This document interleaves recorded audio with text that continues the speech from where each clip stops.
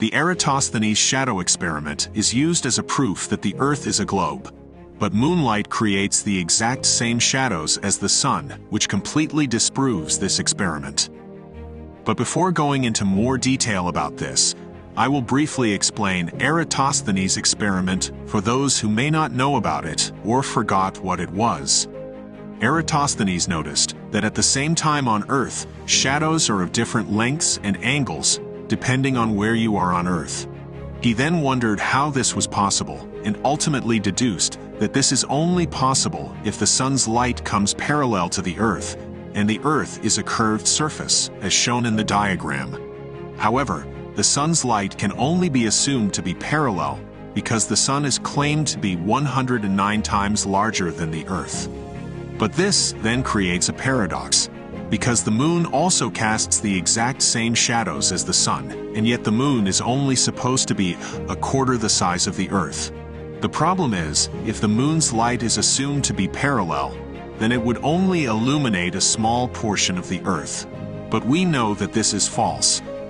Half of the Earth is supposed to be able to see the moon at any given time when the moon is illuminated. And so half of the Earth should also be illuminated by the moon.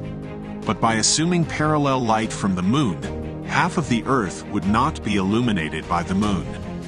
So the moon's light cannot be parallel, but it has to be if the sun's light is supposed to be parallel, because they both must create the same shadows. The only way that the sun and the moon can create the same shadows is if both lights act in the same way. And only the flat Earth model has both the sun and the moon illuminating the Earth in the same way. Both are radial lights that are smaller and closer to the Earth than in the globe model. So by also considering the light of the moon, only one model allows both the sun and the moon to cast the same shadows, the flat Earth model, while the globe model cannot account for this.